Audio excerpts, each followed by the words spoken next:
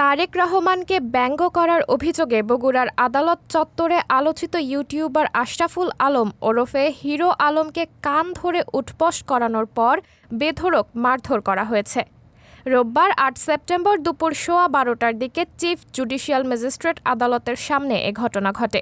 এ ঘটনার জন্য তিনি বিএনপির নেতাকর্মীদের দায়ী করেছেন। আমরা মনে করেছিলাম দেশ স্বাধীন হয়েছে, দেশ স্বাধীন হয়েছে, আমরা তাই মনে করছিলাম যে আমরা একটা স্বৈরাচার আওয়ামী লীগকে সহায়তা দেশ স্বাধীন হয়ে গেছে, আমরা স্বাধীনভাবে চলবো, কিন্তু আমরা দেশ স্বাধীন হয়নি। আজকে বিএনপির লোকেরা আজকে যে হামলা শুরু করলো, তাতে কি মনে করছেন দেশ স্বাধীন হয়েছে? হিরো আলম বলেন, আজকে আমাকে বিএনপির লোকজন মারধর করলো। তারা বলছে যে আমি তারেক জিয়ার নামে কিছু বলেছি। কেউ যদি ভিডিও ফুটেজ দেখাতে পারেন আমি হিরো আলম তারেক জিয়াকে বকা দিয়েছি, গালি দিয়েছি, তাহলে আমি পুরো বগুড়া শহর জুতার মালা গলায় দিয়ে ঘুরবো।